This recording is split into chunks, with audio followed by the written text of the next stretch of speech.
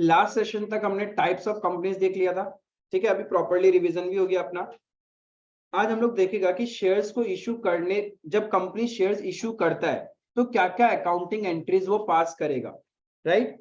Shares can be issued at discount, yes और no, except in case of, can shares be reissued at discount, yes, shares can be reissued at discount हो सकता है, but it can never be issued at discount. यदि company first time अपने company के shares दे रहा है public को तो वो डिस्काउंट में नहीं हो सकता। But when it is a second hand item को तो सस्ते में बेच ही सकता है अपन। क्लियर है। अब देखो हमने देखा shares can be issued at par, at premium. तो we will first discuss issue at पार।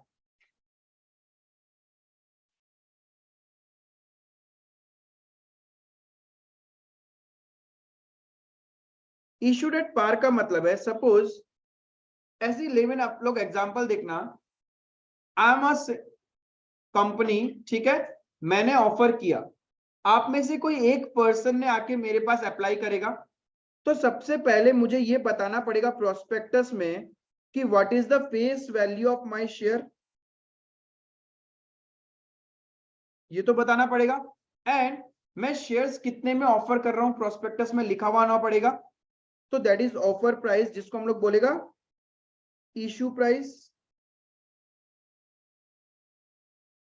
लेकिन एक बात बताओ, ये 10 रुपए में जो मैं ऑफर कर रहा हूं, ये मेरी मर्जी है कि मैं सारा एक ही बार में मंगवा लूं या फिर मैं इंस्टॉलमेंट में कॉल करूं, राइट। जैसे कॉलेज और स्कूल का फीस, कुछ कुछ का रूल होता है कि नहीं सारा पैसा एक साथ ही देना पड़ेगा, और कुछ कुछ लोग बोलता है कि आप इंस्टॉलमेंट में पे कर सकते हैं, right.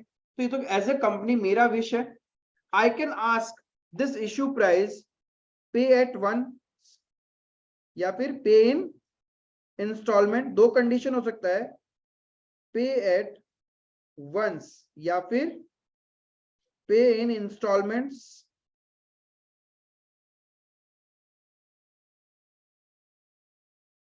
I will be discussing pay in installments वाला पहले। इंस्टॉलमेंट का मतलब है मैं कुछ कुछ टुकड़ों में पैसे मंगाऊंगा। अब ये टुकड़ों में कैसे मंगाऊंगा, मैं बोलूंगा एक काम करो, जब आप मेरे कंपनी में शेयर्स के लिए अप्लाई करोगे, एप्लीकेशन के टाइम आप मुझे 3 रुपए दे देना, एप्लीकेशन के टाइम 3 रुपए दे देना। जब मैं कंफर्म कर दूं कि आपको शेयर्स अलॉट हो रहे हैं, मतलब जब आपको शेयर्स अलॉट हो जाए, तब मैं आपसे अलॉटमेंट का पैसा मंगवाऊंगा, राइट। तो एक काम करना, अलॉटमेंट में मैं मंगवाने वाला हूं आप लोगों से 2 रुपए, एंड देन बाकी बचा हुआ पैसा मैं आप लोगों से इंस्टॉलमेंट में मंगवाऊंगा। फर्स्ट इंस्टॉलमेंट जिसको मैं बोलूंगा फर्स्ट कॉल, सपोज 4 रुपए, एंड एक होगा मेरा सेकेंड एंड फाइनल कॉल। कितना रुपए मंगवाना है आप मुझे, 1 रुपए, 10 रुपए का हिसाब मैच हो गया। क्लियर है, यहां तक कहानी क्लियर है। अब देखो, तुम में से सपोज एक जन कोई भी, जैसे कि सपोज निशांत ने मेरे पास शेयर्स के लिए अप्लाई किया, निशांत ने मेरे पास 10 शेयर्स के लिए अप्लाई किया, ठीक है। अब निशांत कंपनी को मुझे पैसा देगा, आई एम अ कंपनी, मुझे पैसा देगा तो मुझे अकाउंटिंग एंट्री रिकॉर्ड करना पड़ेगा ना। अब निशांत ने शेयर्स अप्लाई किया तो मैं एज ए कंपनी जिस दिन वो मुझे पैसा देगा, कैश देगा या मेरे बैंक में देगा, कंपनी में कुछ भी कच्चे में काम नहीं होता, ये सारा ट्रांजैक्शन बैंकिंग के थ्रू होगा। तो मेरा बैंक बैलेंस बढ़ जाएगा ना। मैं क्या एंट्री करूंगा, बैंक अकाउंट डेबिट, निशांत ने मेरे को 10 शेयर्स का पैसा दिया है, और एक शेयर्स के लिए कितना, 3 रुपए एप्लीकेशन, तो टोटल 10 के लिए वो अप्लाई कर रहा है। दैट मीन्स वो मुझे कितना रुपए देगा, 30 रुपए देगा। मैं ये बोलूंगा मेरे बैंक में 30 रुपए आ गया। कॉरेस्पॉन्डिंग कैन आई से मेरे बुक में एक लाइबिलिटी आ चुका है निशांत नाम का, क्योंकि या तो मुझे इसको शेयर्स देना है या फिर पैसा रिफंड करना पड़ेगा ना। तो मेरे बुक्स में एक लाइबिलिटी आ गया, तो मैं क्या लिखूंगा, to Nishant account,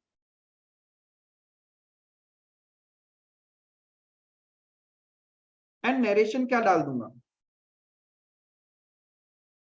being application money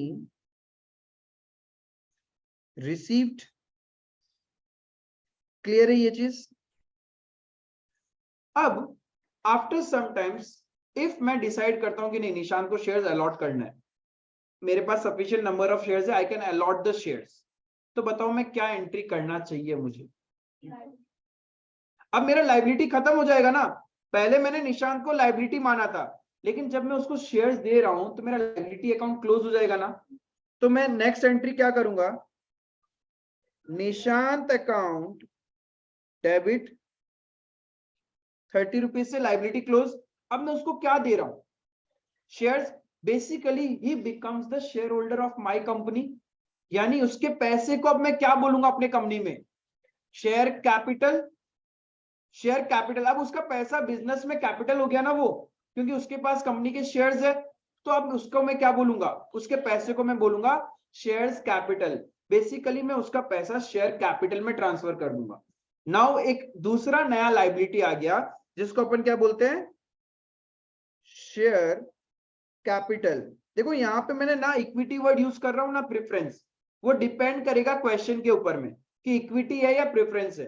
by default हमेशा इक्विटी मान लेना, बाय डिफॉल्ट इक्विटी मानना, बट क्वेश्चन प्रेफरेंस बोल दिया तो प्रेफरेंस मानेगा हम लोग। क्लियर है यहां तक? तो ये दो एंट्री समझ में आया क्या? इसको बोलते हैं हम लोग बीइंग एप्लीकेशन मनी ट्रांसफर्ड। उसके कैपिटल अकाउंट में ट्रांसफर कर दिया ना हमने उसका पैसा। अब सोचो निशांत ने 10 शेयर्स के लिए अप्लाई किया और कंपनी उसको सिर्फ 8 शेयर्स ही देता, तो क्या होता? तब क्या होता? 8 शेयर लेता क्यों? ऑलरेडी तो दे ही चुका है। 8 शेयर्स का वैल्यू उसके कैपिटल में चला जाता और बाकी 2 शेयर्स का रिफंड कर देते, और रिफंड करने से बैंक क्रेडिट होता। तो मेरा एंट्री क्या होता? Nishant account debit 30 rupees to share capital 8 into 3 24 and to bank account 8 into 2 16। Clear है? आया समझ में? ये स्टेप समझ में आया नहीं आया? आया ना? अभी मैं कुछ भी कॉल्स इन एडवांस एरियर उसकी बातें कर ही नहीं रहा हूं, एकदम बेसिक जर्नल एंट्रीज, क्योंकि पूरा कंपनी अकाउंट्स 11 जर्नल एंट्री में खत्म हो जाता है।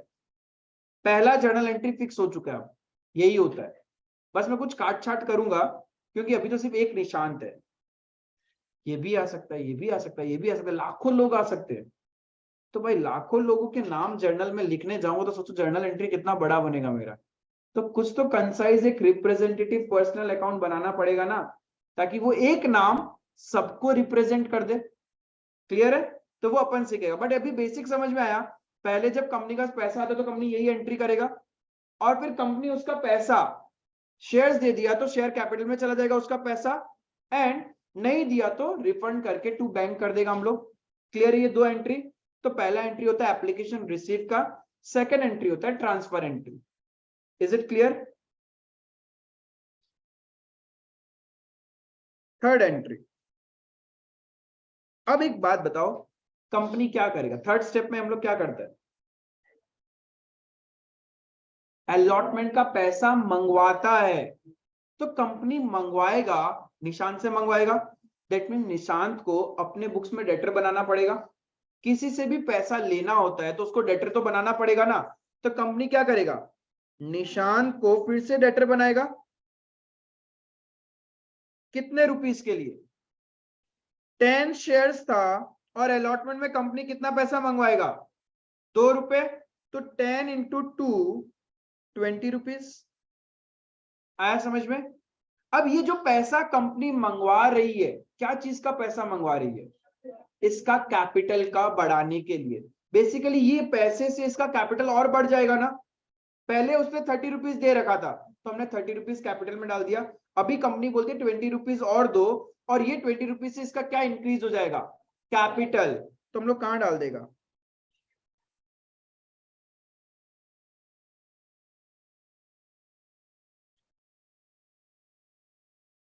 Being allotment money due. समझ में आया नहीं आया? देखो ये स्टोरी समझ लिया तो एंट्रीज में कभी गलती नहीं करोगे। फिर मैं खाली नाम बदलूंगा, फिर आप लोग को लाइफ टाइम याद रहेगा कि ये क्यों पर्सनल नेचर का होता है। कभी कभी ऑब्जेक्टिव 1 मार्क या 2 मार्क में क्वेश्चन पूछ लेता है कि बताओ इस अकाउंट कौन सा नेचर का है, पर्सनल है, रियल है या नॉमिनल है, एंड गचर पचर करके आते हो, कुछ जो रटा हुआ है एग्जाम में भूल जाते हो, बट ये लॉजिक याद रहेगा ना, तो आप कभी नहीं भूलोगे कि ये पर्सनल नेचर क्यों होता है। क्लियर है? चलो ठीक है। अब निशान क्या करेगा? पैसा देगा कंपनी को, तो कंपनी के पास पैसा आएगा, मतलब इन शॉर्ट डेटर से पैसा आ रहा है, डेटर से पैसा आएगा तो एंट्री क्या करेगा? बैंक अकाउंट डेबिट टू निशान। क्लियर है? बैंक अकाउंट डेबिट टू निशान 20 रुपीज। यहां में कुछ भी calls in arrear calls in advance नहीं, जितना पैसा कंपनी ने मंगाया इसने चुपचाप दे दिया, बिना कोई एरियर बिना कोई एडवांस। नरेशन क्या लिखेंगे? allotment money received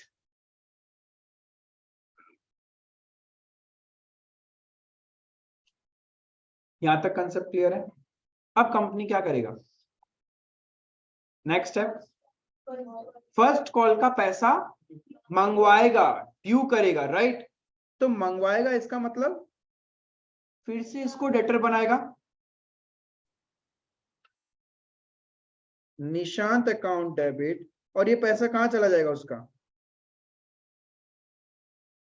कैपिटल बढ़ जाएगा उसका। कितना मंगवाएगा उससे? 10 इंटू 4 40 रुपीज। ये साइड कैलकुलेशन दी मस्ट रहेगा जब मैं प्रैक्टिकल क्वेश्चंस कराऊंगा, क्योंकि इसी से आपका सिली मिस्टेक से बचोगे। साइड कैलकुलेशन आपको सीखना पड़ेगा, लिखना पड़ेगा, ठीक है? 10 into 4 40 rupees being first call money due। अब निशांत क्या करेगा? पे कर देगा। तो एंट्री क्या है? क्या भैया इतना पिद्दू सा चैप्टर है क्या शेयर्स? कितना डराया सीनियर्स लोग, शेयर्स ये होता है वो होता है, फॉरफीचर इशू में पगला हो जाएगा। इससे इजी चैप्टर ही नहीं बनाया आज तक कोई। फ्लेमिंगो का चैप्टर टफ लगेगा तुम लोग को।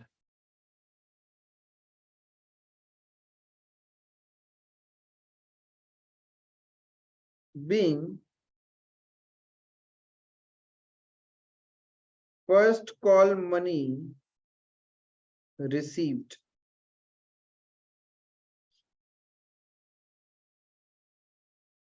अब मैं 7th और 8th एंट्री जो कर रहा हूं ना, ये सोचना मत तुम कोई नया एंट्री कर रहा है। 5 और 6 का कॉपी पेस्ट कर रहा है, क्योंकि कॉल का ही तो एंट्री है, सेम ही तो एंट्री होने वाला है, तो यही सेम एंट्री होगा। फिर से निशान से पैसा मंगवाएंगे तो ड्यू करेंगे तो क्या होगा?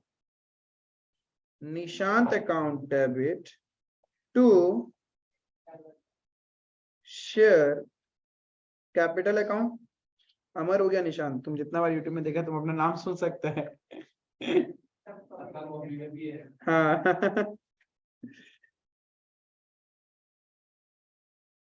being second and final call money due। वो लंबा लंबा नरेशंस लिखने का जरूरत नहीं है, ये ध्यान रखना। प्रिसाइज नरेशंस लिखने से भी उतना ही मार्क्स मिलता है। तुम लोग को लिखाया जाएगा कम से कम 2-2, 3-3, 4-4 लाइन का narration, as per the board authorisation. हाँ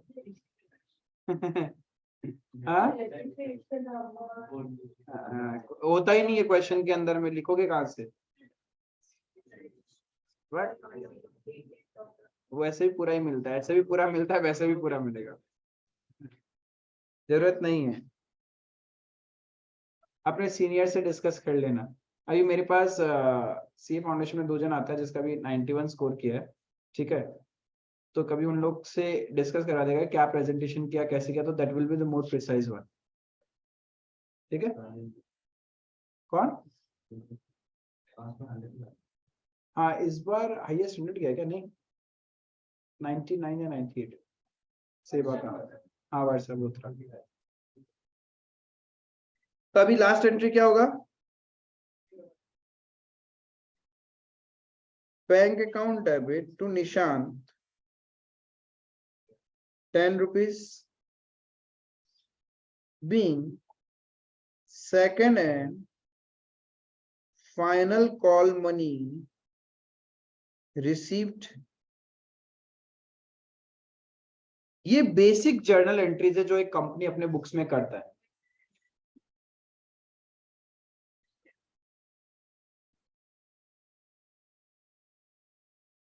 ये आपका बेसिक जर्नल एंट्रीज है जो एक कंपनी करता है। क्लियर है? बट कितना इजी था जब एक ही शेयर होल्डर था, एक ही नाम था, कोई प्रॉब्लम नहीं है, उसके नाम को बार बार लिख लो एंड अकाउंटिंग एंट्री कर लो। प्रॉब्लम कहाँ आता पता है? जब एक से ज्यादा लोग हुआ। सोचो निशांत जैसा 500 आदमी है, तो कंपनी निशांत, राम, घनश्याम, टीना, सीता, गीता, कि ऐसे इतना क्रिएटर बनाते जाएगी तो जर्नल मारने वाला परेशान नहीं हो जाएगा? तो कंपनी क्या करता है, जितने भी लोग अप्लाई करते हैं उसको एक कैटेगरी को नाम दे देते हैं, उनको बोला जाता है शेयर एप्लीकेशन। क्या बोल देगा? जिन्होंने अप्लाई किया, share applicant, normally share applicant, तो उनको बोलता है शेयर एप्लीकेशन। यानी निशांत की जगह हम लोग क्या लिखते?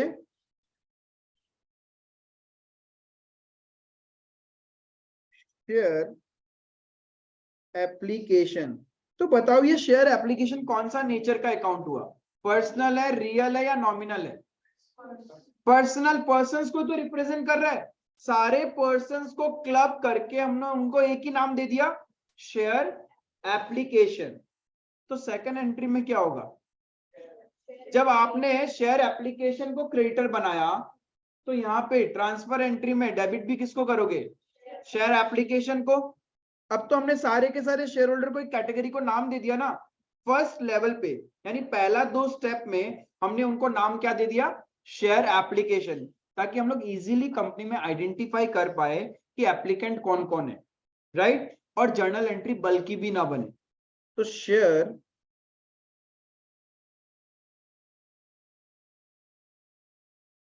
एप्लीकेशन हो गया, ये तो हो गया फर्स्ट स्टेप। सेकेंड स्टेप में कंपनी क्या करता है? अलॉटमेंट का पैसा ड्यू करता है, राइट? फिर से सारे लोगों को, सारे शेयर होल्डर को डेटर बनाना पड़ेगा, इतने नाम लिखेंगे तो प्रॉब्लम है, तो उस कैटेगरी को उस स्टेज पे नाम दिया जाता है शेयर अलॉटमेंट अकाउंट। ठीक है, क्या नाम दे देंगे हम लोग उनको? Share allotment. अलॉटमेंट का पैसा मंगवाया तो उस कैटेगरी का नाम ही रख दिया हमने शेयर अलॉटमेंट। तो बताओ शेयर अलॉटमेंट कौन सा नेचर का अकाउंट हुआ? पर्सनल, क्योंकि पर्संस को तो रिप्रेजेंट कर रहा है, सारे कैटेगरी ऑफ पर्संस को मिला के हमने एक नाम दे दिया, that is share allotment account. तो रिसीव जब होगा पैसा तो क्रेडिट भी किसको करेंगे?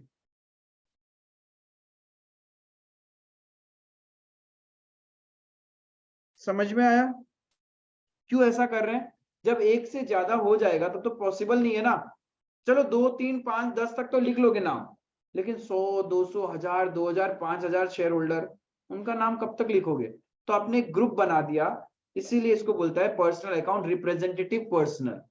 ठीक है? हाँ हाँ, कैलकुलेशन भी सबका एक साथ होगा, सब शेयर होल्डर का एक साथ होगा। इनटू कर देंगे, क्या है प्रॉब्लम? क्या है, क्या चीज? वो रजिस्टर मेंटेन होता है, वो सॉफ्टवेयर ऑटोमेटिकली बता देगा तुम्हारे कंपनी का टोटल कितना इश्यूड है। वो काम सॉफ्टवेयर कर लेता है, अपने को इतना कुछ नहीं करना, but exam point of view तो सीखना पड़ेगा। क्लियर है? थर्ड स्टेज में सारे शेयर होल्डर की कैटेगरी को हम लोग क्या नाम दे देंगे? क्या चीज मंगवाया था हमने? फर्स्ट कॉल, तो उनका कैटेगरी का नाम भी क्या हो जाएगा? Share first call. ऐसे ही नाम रखे गए हैं। तो ये हो गया शेयर फर्स्ट कॉल। इससे आइडेंटिफाई हो जाएगा ना कि हम लोगों ने, ये कौन से शेयर होल्डर है, ये वो शेयर होल्डर है जिनसे अपन फर्स्ट कॉल का पैसा मंगवा रहा है। तो शेयर फर्स्ट कॉल भी आपका कौन सा नेचर का अकाउंट हो गया? Personal account.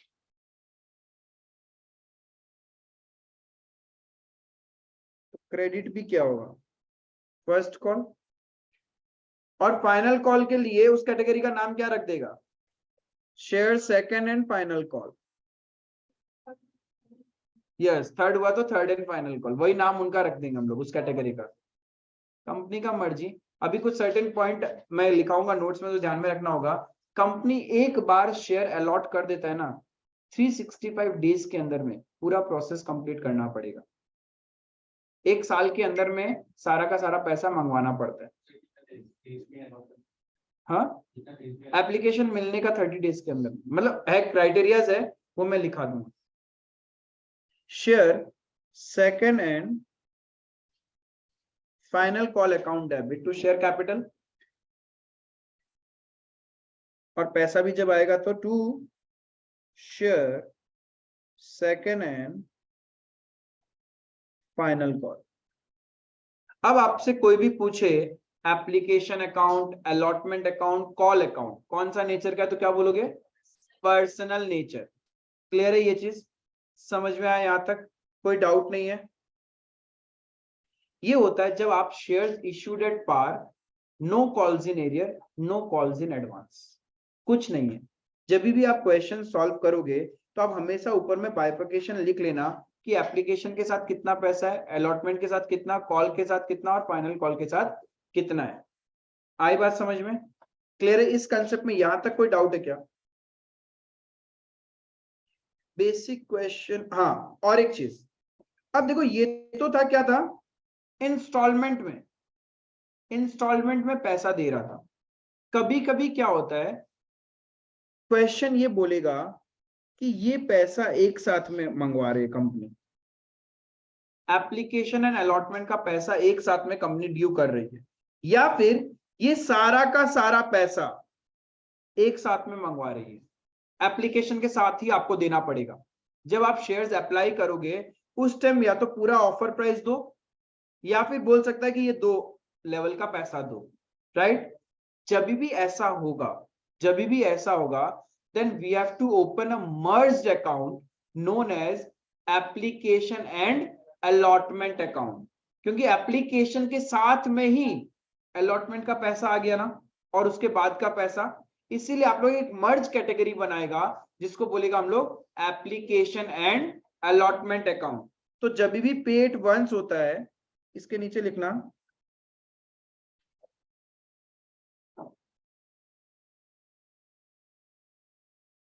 instead of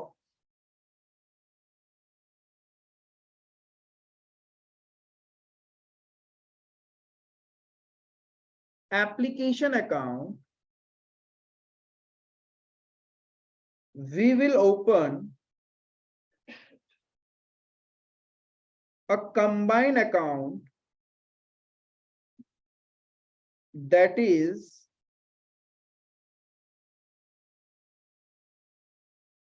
application and allotment account।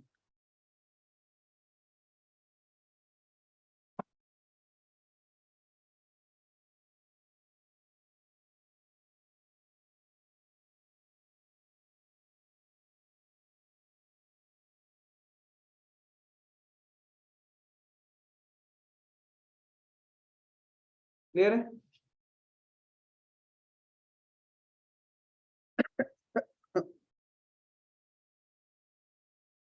Example लिखना,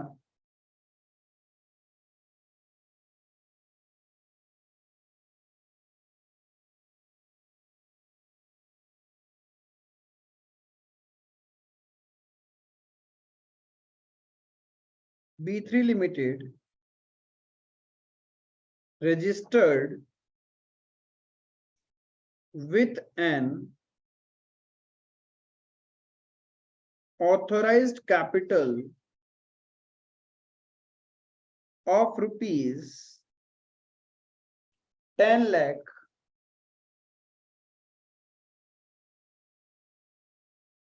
divided into 1 lakh equity shares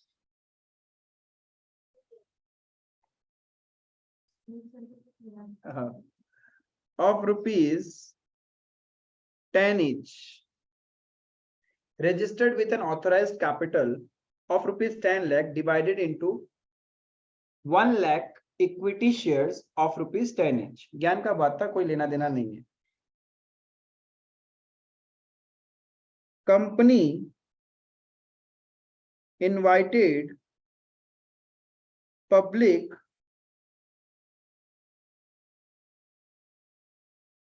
for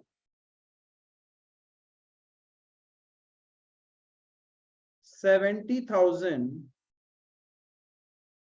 equity shares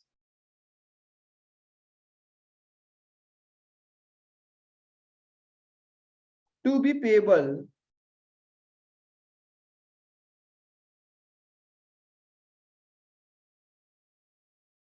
on application.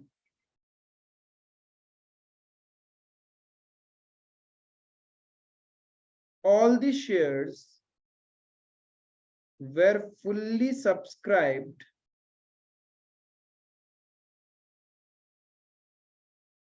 and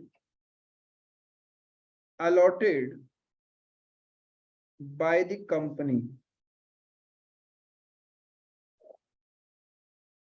Journalize.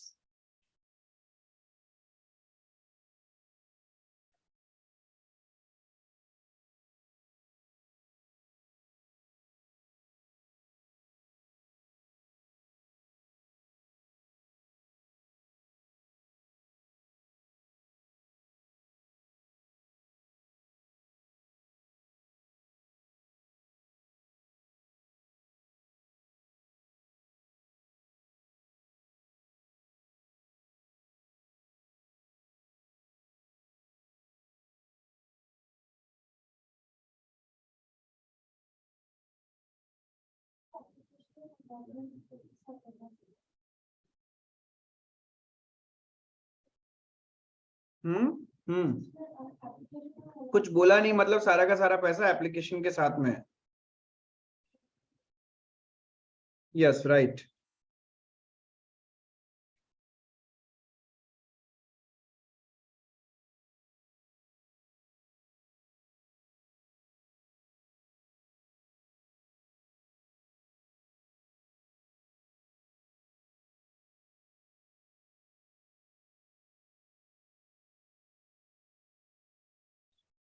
तो बताओ क्या एंट्री करेगा company? Yes, in the books of V3 Limited journal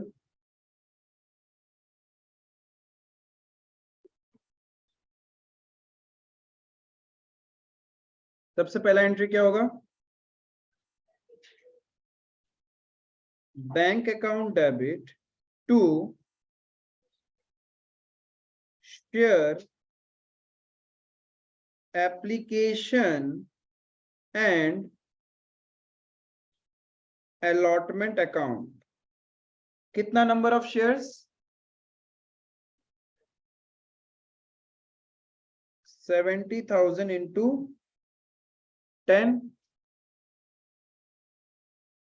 कितना हो गया? 7 लाख.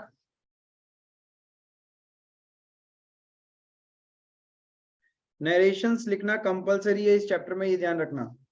जब जब जर्नल कहीं पे भी करोगे नरेशन लिखना ही होगा, तो it should be your habit. Being application money received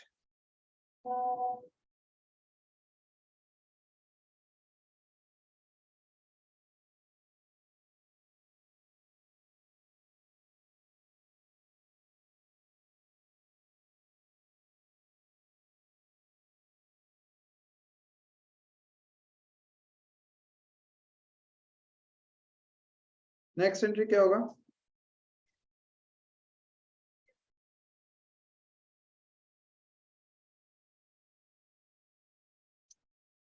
करो करो.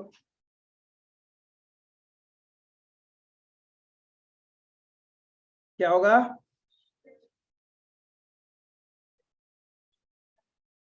Yes, share application and allotment account debit to. अब जरूरी नहीं एग्जाम में आप इक्विटी शेयर कैपिटल लिखो या कुछ लिखो, जब कुछ नहीं दिया हुआ then just write share capital, और वर्ड यूज कर लिया equity then equity share capital, word use कर लिया preference then preference share capital. तो टू, अरे share capital 7 lakh being application money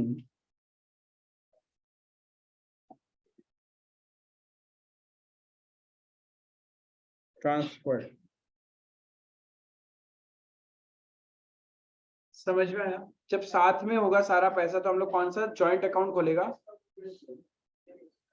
मेरे हिसाब से तो मन तो कोई फर्क नहीं पड़ता है, क्योंकि पहले भी जो स्टूडेंट्स है उन्होंने कभी नहीं दिया, उनको तो मार्क्स मिला है। हाँ लिख दो, बट बोर्ड्स में कुछ नहीं दिखता, उन लोग नरेशन देखता है कि यहाँ नरेशन डाला हुआ है। They just see your journal entry, marks तो उसका है, नरेशन का थोड़ी ना मार्क्स है। नरेशन जस्ट लिखना होता है, नहीं लिखोगे मार्क्स जरूर काट लेगा, बट प्रिसाइज नरेशन भी मोर देन एनफ है। बिकॉज देखो narration is an explanation of the transaction, और हर बिजनेसमैन अपने हिसाब से नरेशन लिखता है, तो नरेशन में कोई बाउंडिंग नहीं होता है। बट जर्नल एंट्री तो हर बिजनेसमैन को एक जैसा ही करना पड़ेगा ना, एक पर्टिकुलर ट्रांजेक्शन का, तो नरेशन अपने हिसाब से लिख सकते हो। नहीं ऐसा तो मेरे हिसाब से तो नहीं है, बट स्टिल इफ आप लोग को लिखना है एज पर बोर्ड रेजोल्यूशन, आप लिख दो, डॉट डॉट डॉट ही रहेगा।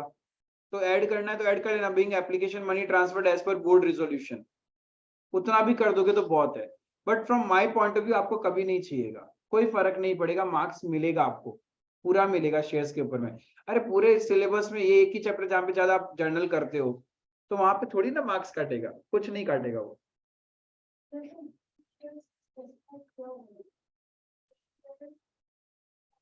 हाँ तो यहाँ पे equity share application and allotment लिखना, क्योंकि क्वेश्चन में मैंने एग्जांपल में इक्विटी वर्ड यूज किया था।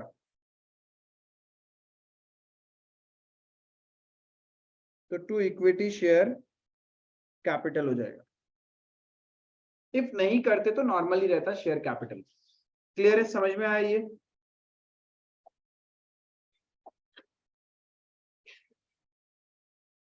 एक एग्जांपल लिखना ओवर सब्सक्रिप्शन का। ओवर सब्सक्रिप्शन क्या था?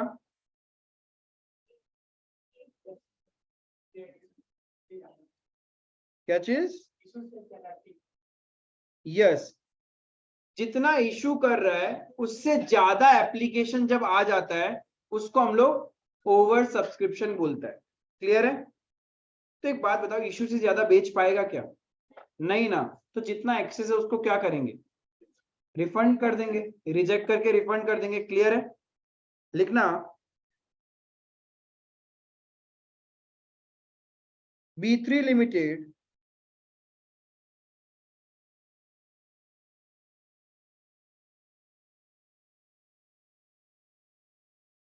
invited applications for the issue of 10,000 shares at face value.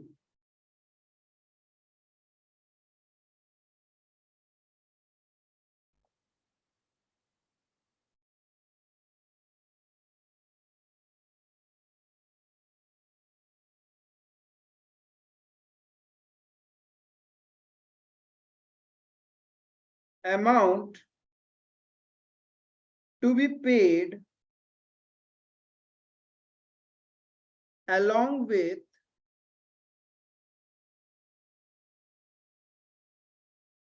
application rupees 4, allotment ₹4 and first and final call ₹2.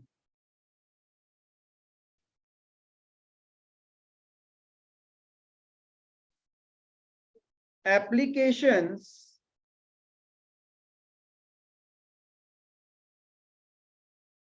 company received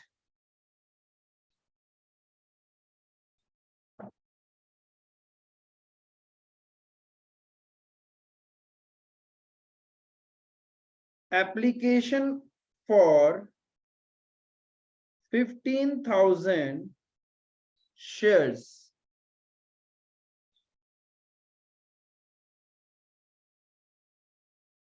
Journalize.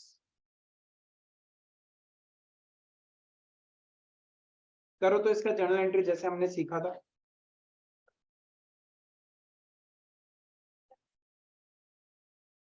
ध्यान रखना यहाँ पे जो आपने नोट्स लिखा है, किसी को कंफ्यूजन है तो यहाँ पे हमेशा क्या होता है पता है, number of applicant into application money, हमेशा। बिकॉज उस टाइम कंपनी कुछ नहीं सोचता, जितना टोटल एप्लीकेशन आया सब रिसीव कर लेगा, बाद में कंपनी डिसाइड करेगा ना किसको रिफंड करना है, किसको शेयर्स अलॉट करना है।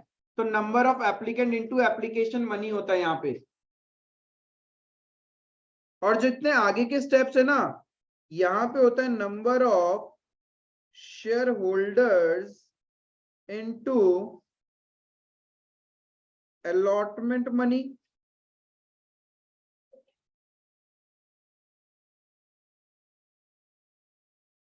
और नीचे भी फर्स्ट कॉल में भी वही होगा, number of share holder into first call money.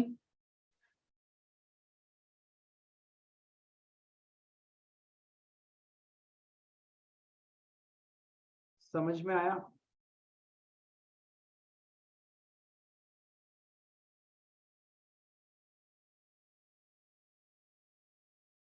तो एज पर अवर एग्जांपल, पहला एंट्री क्या होगा? Bank account debit to share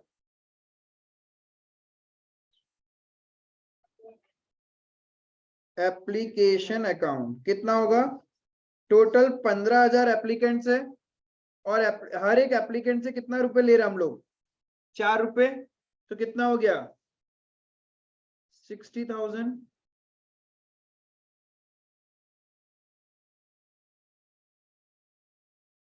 being application money received। फिर क्या करेगा हम लोग? कुछ लोगों को, अब देखो हम लोग सेल कर रहा है कितना शेयर्स? 10,000। एप्लीकेशन कितना आया? क्या 10,000 से ज्यादा सेल कर सकता है क्या? तो 10,000 शेयर्स दे देगा और बाकी 5,000 क्या करेगा? रिफंड, रिजेक्ट करके रिफंड कर देगा। दोनों साथ में। अब देखो ये वो लोग हैं जिन्होंने मुझे 60,000 रुपए दिया, यह साथ में ही करेंगे अपन। Share application account debit 60,000। इसमें से हम लोगों ने क्या किया, आउट ऑफ द 15,000 10,000 को तो शेयर्स दे दिया ना, तो उनका पैसा कहां चला जाएगा? Share capital.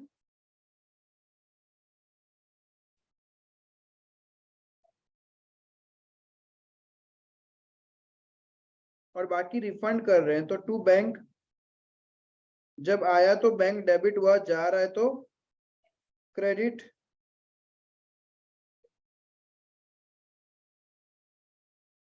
बेसिकली यहाँ पे क्रेडिट वर्ड गोज आउट की जगह एप्लीकेबल होता है credit the giver, because bank is a personal nature.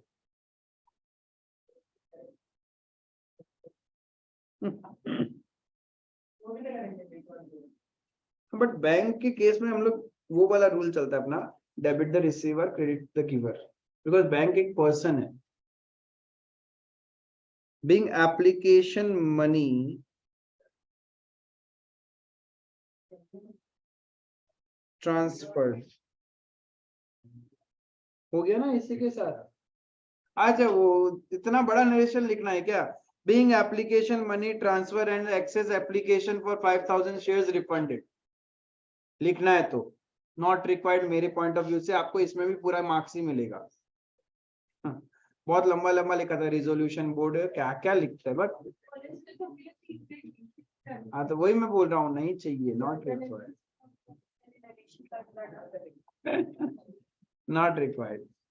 थोड़ा एलाबोरेट कर सकते हो कि जस्ट आप लिख सकते हो बीइंग एप्लीकेशन मनी ट्रांसफर्ड, या फिर being 10,000 shares allotted and excess 5,000 shares refunded, या excess application money for 5,000 shares refunded. तो जितना लेमन लैंग्वेज में तुम समझ सकते हो उतना ही नरेशन बनाओ, वही होता है नरेशन। परफेक्ट है। नहीं रे, पहले इतना तो लिख के आओ। नहीं काटेगा, नहीं काटेगा। नेक्स्ट क्या होगा? अलॉटमेंट ड्यू करेगा तो क्या लिखेगा? Share allotment account debit to share. कितना नंबर ऑफ शेयर होल्डर्स है अलॉटमेंट ड्यू करेंगे? जितने हमारे शेयर होल्डर्स है, मतलब 10,000, अलॉटमेंट में कितना? तो 40,000 being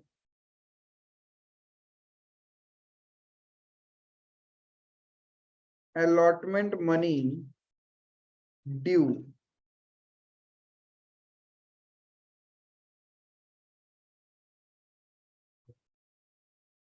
what will be our next journal entry? पैसा आ गया, कोई एरियर वेरियर नहीं है। To share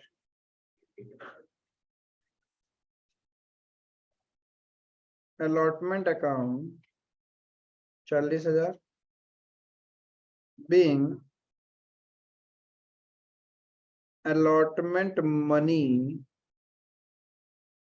received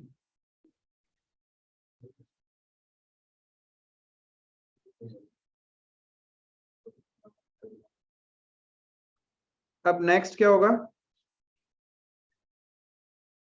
share first and final call account debit to share capital account 10,000 into 2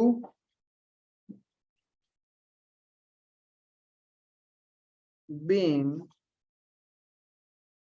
first and final call money due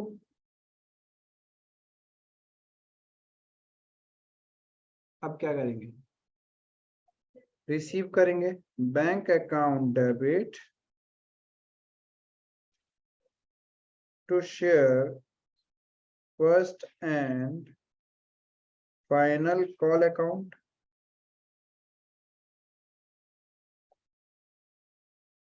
being call money received। समझ में आया? Basic category.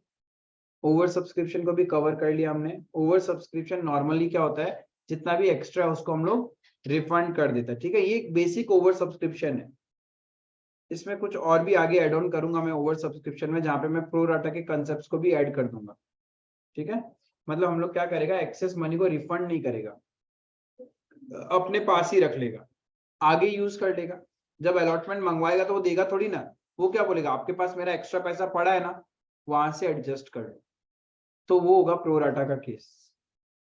ऐसा होता है बहुत बार। जैसे कोई किसी शॉप में तुम रेगुलर जाते हो और तुम्हारा एडवांस पैसा वहां पे पड़ा है, तो तुम लोग बोलते हैं ठीक है भैया रख लो ना, नेक्स्ट टाइम आएगा तब एडजस्ट कर लेना, राइट। ऐसा प्रैक्टिकली करते हैं तो ऐसा होता भी है, बट कंपनीज के पास पावर नहीं है, कुछ हद तक ही पावर ऐसा करने का। ये समझ में आपको बेसिक। अब एक चीज, कुछ बेसिक नोट्स है जो आपको ध्यान में रखना है कि यदि कंपनी ने एक बार एप्लीकेशन किसी का रिजेक्ट कर दिया तो उसको पैसा तो रिफंड करना पड़ेगा ना, ठीक है। ये पैसा रिफंड कंपनी को 15 दिन के अंदर अंदर करना होता है। वरना तो कंपनी के ऊपर पेनल्टी लग जाएगा। Suppose you are the applicant, तुमने कंपनी में शेयर्स के लिए अप्लाई किया, कंपनी ने सबको अलॉट कर दिया, तुम्हें अलॉट नहीं किया, your money has been rejected. तो जिस दिन रिजेक्ट किया उस दिन से 15 दिन के अंदर अंदर तुम्हारा पैसा तुम्हारे बैंक अकाउंट में वापस आ जाना चाहिए। इफ नहीं आया तो कंपनी के ऊपर फाइन है, plus party to the default, उसको जेल भी हो सकता है, बिकॉज कंपनी को तो जेल नहीं हो सकता ना, इट्स आर्टिफिशियल पर्सन। तो जो पर्सन रेस्पॉन्सिबल था उस मोमेंट में, जिसके पास वो पावर थे, उसको जेल भी हो सकता है। क्लियर है? तो इंपॉर्टेंट पॉइंट्स टू रिमेंबर करके हेडिंग देना और लिखना।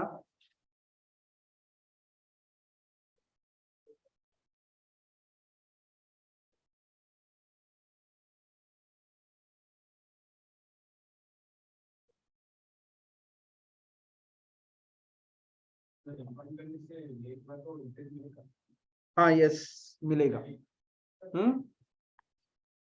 सब लिखाता हूं मैं एक एक करके।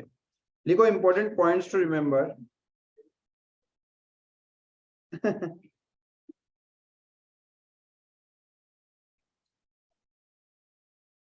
if application, point number 1,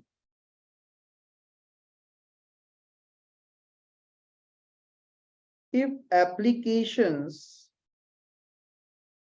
are rejected, then company should repay the application amount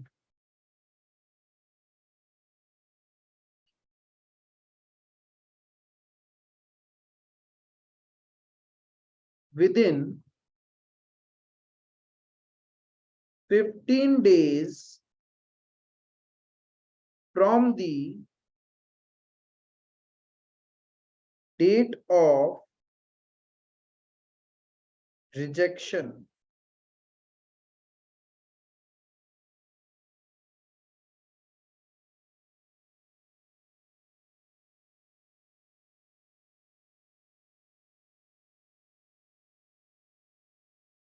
If delayed, then company will have to pay along with interest, which is at the rate 15% per annum.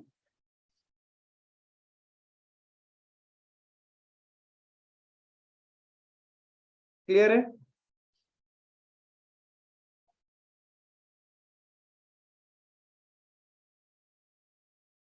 हमने देखा कि company allot करने के बाद company calls का पैसा मंगाता है, लेकिन ये जो कॉल्स है ना, इसके भी बीच में गैप होना जरूरी है। ऐसे नहीं है कंपनी ने आपसे कल पैसा मंगवाया और परसों भी पैसा मंगवा लिया। There should be at least 1 month gap between two call money. 1 महीने का गैप कम से कम होना पड़ेगा। क्लियर है? ऐसे नहीं कंपनी ने आज मंगवाया नेक्स्ट वीक फिर से आपसे पैसा मंगवा लेगा, ऐसा नहीं कर सकता कंपनी, लॉ में रेस्ट्रिक्शंस है। क्लियर है? लिखना मिनिमम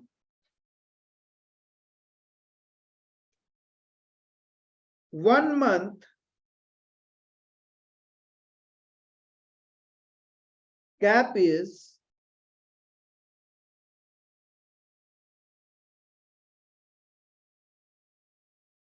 required between 2 calls। मतलब 2 बार कॉल्स के बीच में कम से कम 1 महीने का गैप तो होना ही पड़ेगा।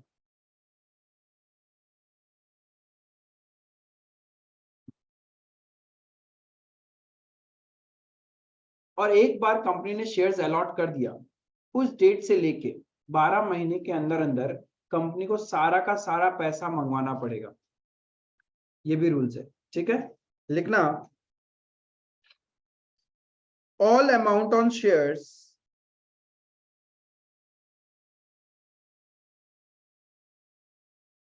all amount on shares should be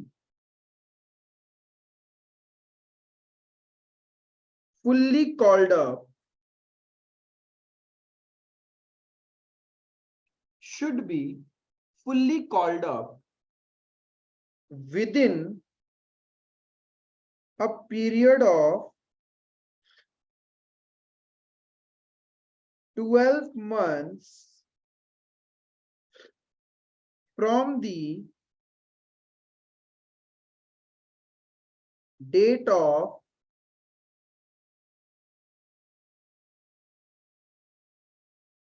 allotment.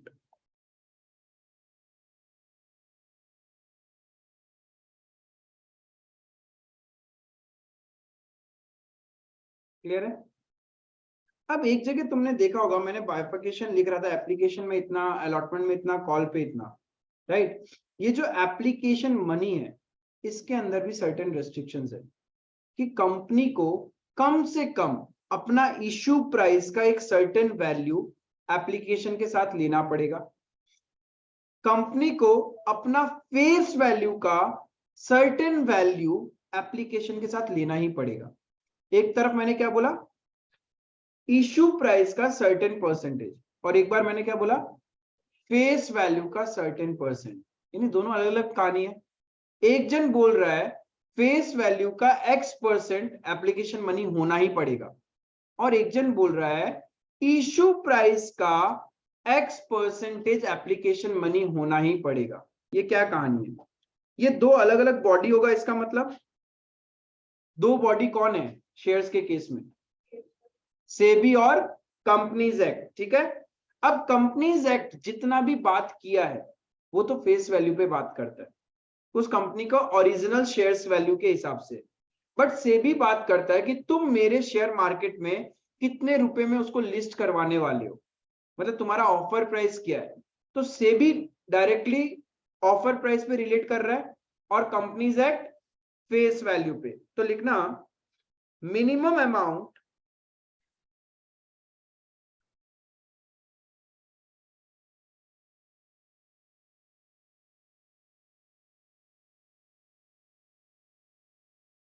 required along with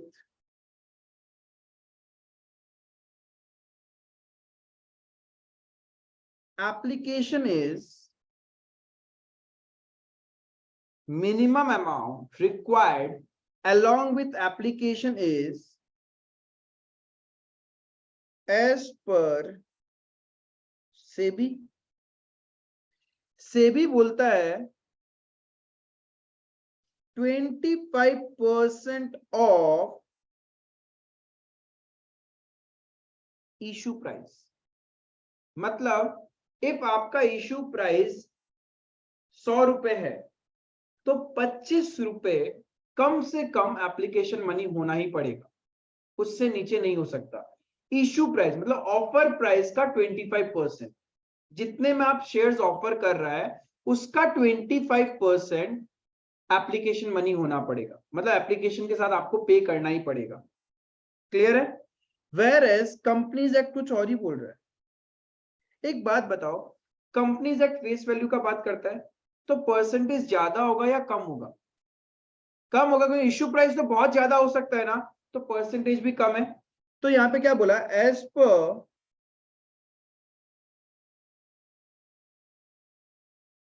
companies act, वो बोलता है 5% ऑफ फेस वैल्यू। हर लेवल हर जगह ये काम आएगा, ध्यान रखना। कहीं पे किधर में भी कुछ भी पूछ सकता है। हाँ,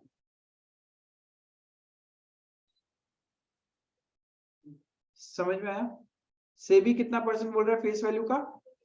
सेबी फेस वैल्यू पे बोलता ही नहीं है, इश्यू प्राइस का 25% और companies act 5% of face value. पूरा का पूरा कंपनी का जो इश्यू प्राइस है कितने ड्यूरेशन में कंपनी को मंगवा लेना चाहिए? Within 12 months, within 12 months from the date of allotment. यदि किसी शेयर होल्डर का एप्लीकेशन रिजेक्ट कर रहे हैं हम लोग, यानी किसी एप्लीकेंट का पैसा रिजेक्ट कर रहे हैं तो कितने दिन के अंदर रिफंड करना है? 15 दिन के अंदर। इफ 15 दिन के अंदर रिफंड नहीं किया तो इंटरेस्ट लगेगा 15% के हिसाब से, 15 डेज 15%। क्लियर है ये चीज? देन 2 कॉल्स के बीच में कितना गैप होना पड़ेगा? मिनिमम 1 मंथ का गैप होना पड़ेगा। ये बेसिक क्लियर है। नेक्स्ट सेशन में calls in arrear, calls in advance, उस पर क्या इंटरेस्ट होता है क्या नहीं होता है वो सारा भी डिस्कस करेगा। ठीक है? क्या चीज? हाँ, सेबी इज द कर्ता धर्ता माई बाप, उसके ऊपर कोई भी नहीं है। क्योंकि सोचो तुम्हारा फेस वैल्यू 10 रुपए है, वही तो तुम्हारा इश्यू प्राइस भी हो सकता है, तो तुम इश्यू प्राइस का 25% लेगा।